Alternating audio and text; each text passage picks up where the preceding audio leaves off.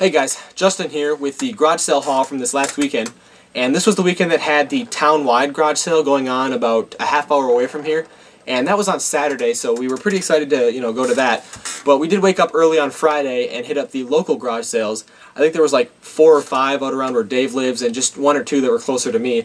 And I don't think Dave found anything at the sales he went to, and I didn't find anything at the first sale I went to, but I had some luck at the second sale, which kind of turned into bad luck, which I'll explain after I show everything. But I kind of learned a lesson at this garage sale, because in the ad for it online, it said that they were going to be selling like, a lawnmower, a snowblower, 2 boat motors, and like some Jeep rims, anything but video games. I wasn't expecting to find anything, but I guess it just proves that you gotta go. You just gotta go and see for yourself. And the first thing I saw when I walked up there was this, and I thought this was the coolest thing I've ever seen. It's a Teenage Mutant Ninja Turtles TV. Now I'm gonna have to turn this sideways so my camera doesn't go out of focus. But yeah, I just thought this was the coolest looking TV I've ever seen, and it came with the Turtle Power remote here. So I definitely set that aside. It had a $10 price sticker on it, so I was definitely willing to pay that for it. And I looked over, and I saw that they also had a bunch of PS2 stuff. I got a PS2 Slim system here with a first-party memory card in it, and that came with 2 first-party controllers here, which unfortunately are in terrible condition. This one here is missing rubber on both the joysticks, and this joystick's even cracked and sticky, and it rattles, and I really doubt it works. And this one here is also missing rubber on the joystick, and it's like coming apart at the bottom. So unfortunately, obviously, it wasn't very well taken care of. But it had the power adapter with it here, and then the AV cord, which unfortunately is also broken. One of the prong on the video cord is broken, so this is pretty much useless to me, but I'm not too concerned about that. I've got extras of these, so grab that stuff. And they also had 2 huge stacks of PS2 games, and here's what I got here. I didn't even get half of the ones they had. They had a ton of sports games, which was weird because I could tell they hadn't been picked through. I was like one of the first people at this garage sale right after they opened, but I'll show you guys the games that I did get. We got a 4x4 Evo, DT Racer, The Getaway, Ski-Doo Snow Racing, Star Wars Battlefront 2, greatest hits unfortunately, Tony Hawk's American Wasteland, and I've really been looking for a copy of this for the GameCube. My local GameStop, they're liquidating their GameCube games right now, but they have a copy of this game, and they still want like $10 for it, and I'm not going to pay $10 for it. But if anyone has an extra copy of this game for the GameCube, let me know. Grand Theft Auto Vice City, one of my favorite games of all time. Rebel Raiders Operation Nighthawk. TMNT, oh the irony. Sledstorm. Greatest Hits SpongeBob SquarePants Battle for Bikini Bottom. Greatest Hits Conflict Desert Storm. And then there was actually a game in the system. It was Need for Speed Pro Street. So this was disc only. Actually, they had the case for this there, and it didn't have the disc in it, so I just didn't buy it. But I wish I would have grabbed that case. I wish I would have checked the system for a game. So I got all those. Now, like I said, the TV had a $10 price sticker on it. The system, with the controllers and the adapters, also had a $10 price sticker on it, and they were selling the games for 50 cents a piece. So I asked the lady, I was like, if I paid $10 for the TV, $10 for the system, I've got $5 or $6 worth of games here, would you throw these in for free? And she said, yeah, that was fine. So I got everything for $20, which sounds like a pretty great deal, but here's where the bad luck comes in. I should have known, based on the condition of like the controllers, the adapters for that system, to check the the games for condition.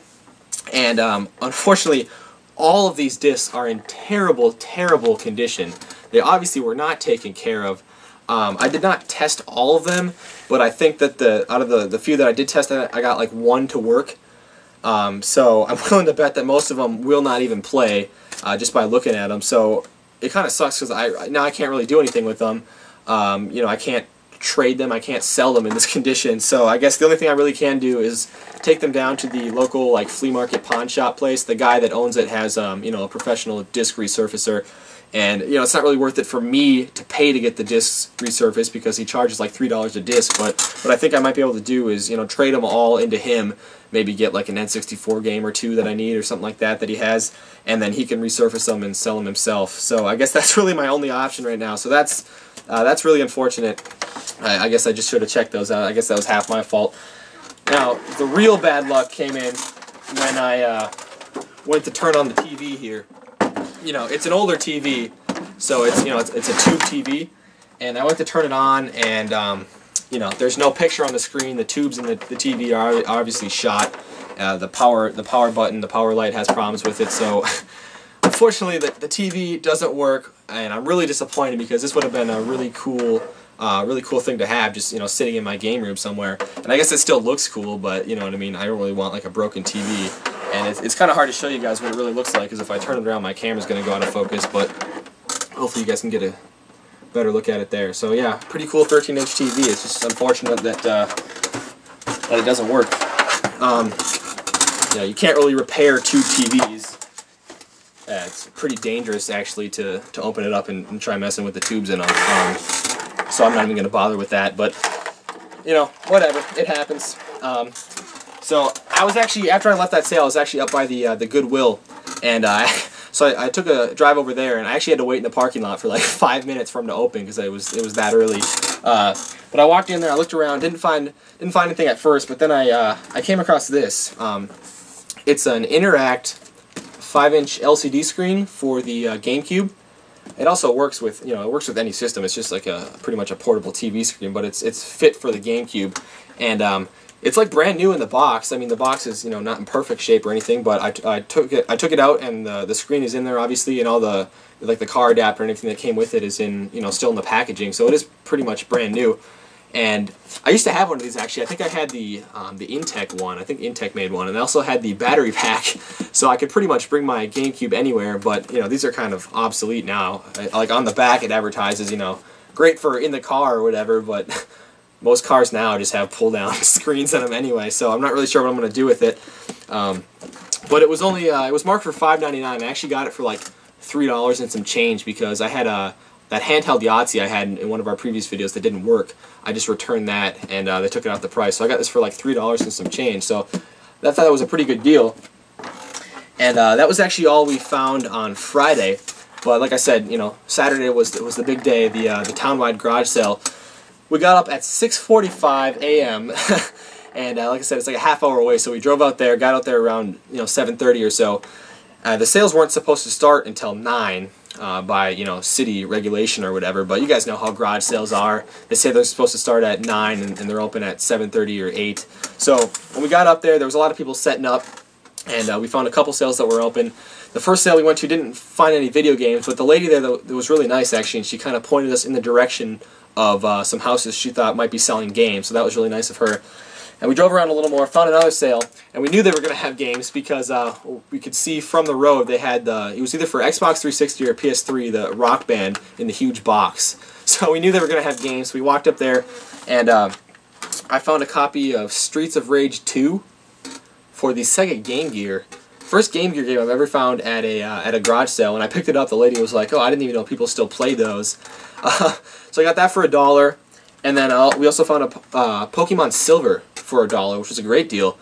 And they had, I think they had one other Game Gear game. It was like Power Rangers, but I already have that, so I didn't get that. And they had a couple other Game Boy Advance games, but they were pretty crappy titles, so we didn't pick up those. But you know, pretty good luck there.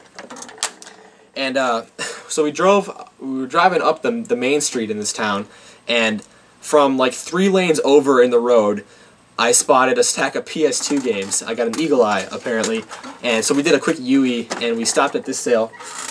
And unfortunately, you know, there were PS2 games there, but unfortunately there wasn't many great titles. The only one I ended up picking up was Final Fantasy X-2, and this one is complete in here. Like I said, a lot of sports games, and they had Final Fantasy X as well, but it was greatest hits. And the disc and the case were in terrible condition, no manual, so they were all $2 a piece, so I just thought this one was the only one that was really worth it. So I picked that up, and we walked down like 2 houses, and I found some more PlayStation stuff, actually. We got some PS1 games here. I picked up 007 Racing, Driver 2 and Dave Mirra Freestyle BMX Maximum Remix.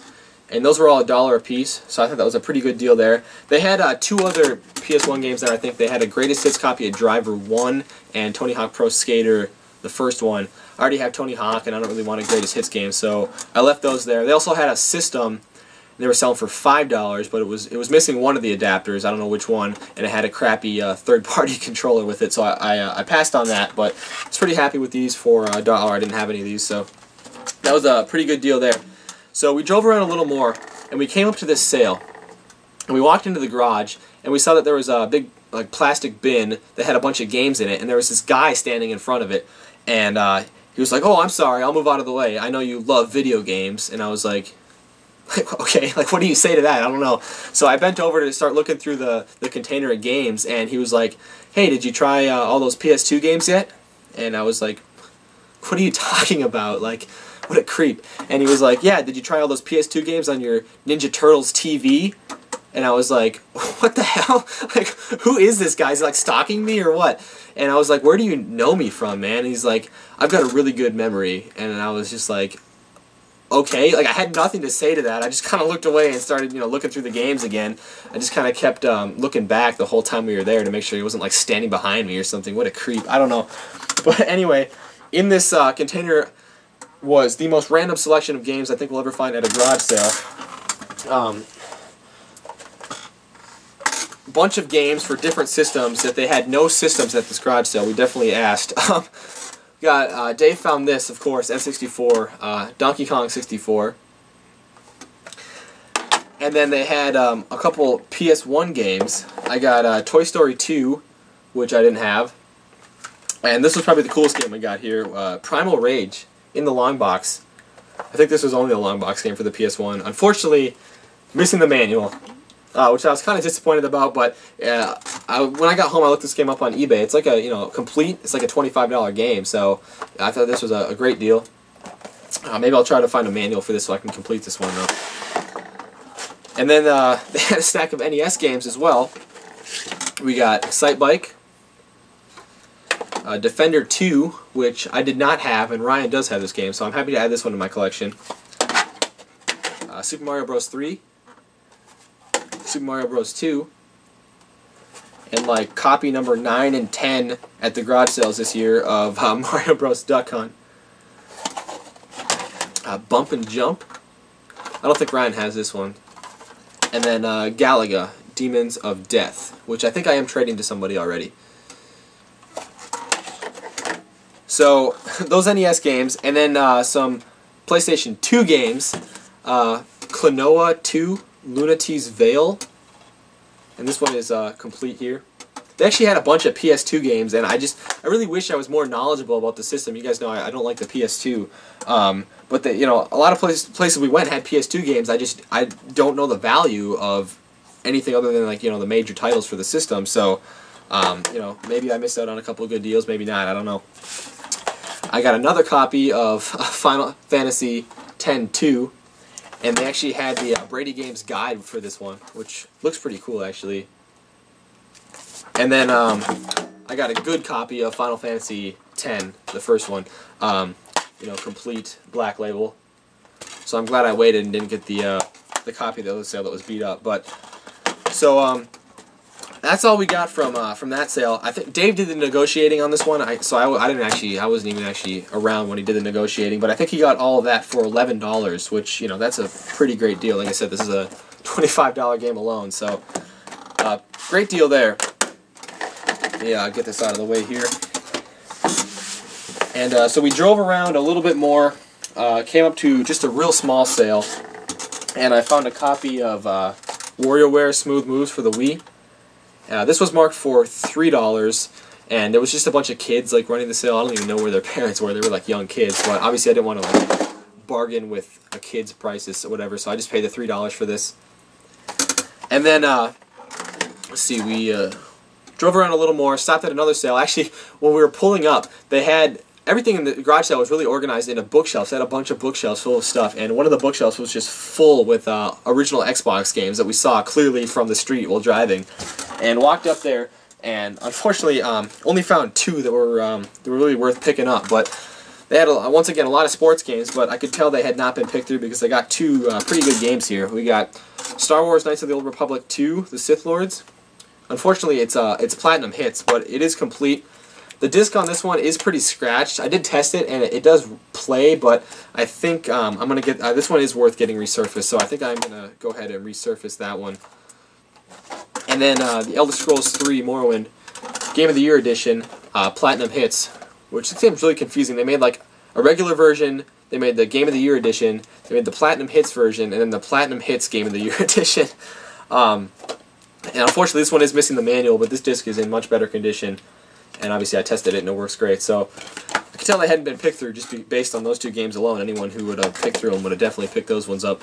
And then they had all the manuals actually separate from the games. All the manuals were stacked on top of the bookshelf, so I had to look through it to find the manual for this game. Unfortunately, they didn't have the manual for this one. But I also grabbed the manual for Star Wars Knights of the Old Republic, the first one, which didn't have the game. But I grabbed that, and then we got an N64 manual, Command & Conquer, completely random. They had no N64 stuff, so I don't know why they had this. And then the Beautiful Joe manual for the GameCube. Again, random, no GameCube games, but I figured, you know, if they just had the manuals and no games, I could just get them for free, and I did.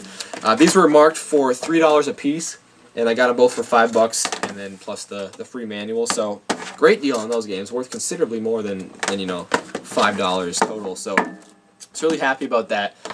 And the weather, the weather was not so great. It was a pretty cold day, and it was raining off and on. And by the time we got to the next sale, it was raining pretty good. It wasn't like pouring, but it definitely wasn't sprinkling. So we walked up to this sale, and just getting soaked in the rain was a box of N64 stuff. Now, this stuff is so dirty that honestly, a little time in the rain could have only done it some good, but we saved it from getting too wet. And Dave was really jacked about this. This is like the first actual like N64 lot, or really N64 anything we found this year at the garage sales, and you know that's all he looks for. So he's pretty excited to find this. We got the system here, and luckily, expansion pack is in there, which is surprising because it came with some games, but I don't think any of them require the expansion pack. So that was a lucky right there. The reset button is stuck down, as you know, it's a common problem, but that's a really easy fix. All you gotta do is take it apart and push it back out, and it'll work fine. But it's got both adapters in there, which are tangled up in here. And then it had 2 controllers with it. It had an Atomic Purple one here with a performance memory card in it, some third-party memory card in the bottom. Joystick on this one is like, you know, almost brand new, so that's cool. I'm sure that one will work fine. And then we got a, you know, gray controller here with a joystick that is not so brand new. It's not dead yet, but it's definitely getting there. And then the stack of games we got here. Now, I think Dave cleaned these up earlier, actually, but take my word for it, they were disgusting. We got Jet Force Gemini, which is actually, I think I might switch this one out for my copy because it's in better condition, and Dave has like a mint condition copy. NFL Blitz, the first one. Star Fox 64. A little bit of label fading, but not too bad. Battle Tanks Global Assault. NFL Blitz 2000. NFL Quarterback Club 99. Killer Instinct Gold, which is probably the best game that was in here. And then 007 The World Is Not Enough. I think there was like 4 of those that Dave needed for his collection, so obviously he gets first crack at those. I'll probably just switch out the Jet Force Gemini for mine, and that might be all I keep from that lot. But that whole box was $5. The guy had it marked for $5, and you know we were more than willing to pay that and get it out of the rain. So $5 for that, great deal there. And then just stopped at a few more sales. There was, I mean, obviously I skipped all the ones we didn't find anything at. There was, I mean, we must have went to at least 50 garage sales. I mean, there was, you know, I don't know if we hit up everyone. I'm hoping we didn't miss too many. We tried to hit up everyone that we saw. So at least 50 we went to. So probably obviously found more stuff there than we would have in our town. But still, for 50 garage sales, I didn't think that was that much stuff. But, you know, I'm not really going to complain. And we went to one of these last sales, and this last pickup is not really gaming related, but I figured I'd show it anyway. I found a Pearl brand drum pad, practice pad. with a stand here. And this was only marked for $2, and you know, being a drummer, I know that Pearl it's not like a high-end brand, but it's not it's a pretty good brand of, you know, drum merchandise. So I figured I'd pick this up, even though I already have one of these. Actually, I don't really use it, but funny story about this. So I went up to the guy that was selling this, and I was like, "Would you take $1 for it?" And he was like, "Yeah, I'll take $1 for it if you're a drummer." And I was like, "Oh yeah, I was a drummer." And I mentioned we just played in a Battle of the Bands, like a local Battle of the Bands a couple weeks ago. And I asked him if he had checked it out at all, and he was like, "Oh yeah, I was actually one of the judges on the first night." And I was like, "Hey, we played on the first night." And he was like, "Oh yeah." And then Dave walked over. He's like, "Yeah, I recognize you guys." He's like, "I voted for you guys to win." And we didn't actually end up winning the whole thing. We made it to the finals. Actually, we got 4th place, which was we were content with that. But it was just funny that the guy I bought this off was one of the judges at the Battle of the Bands and voted for us to win. But anyway, yeah, I got that for $1, so I thought that was a pretty good deal. But anyway, that was actually all we got. Like I said, not a whole lot for like 50 garage sales, but then again, I'm not going to complain. It was probably more than we would have found if we stayed in our town anyway. So we bared the rain, bared the cold, and got back with a decent sized haul. So we're pretty happy about that.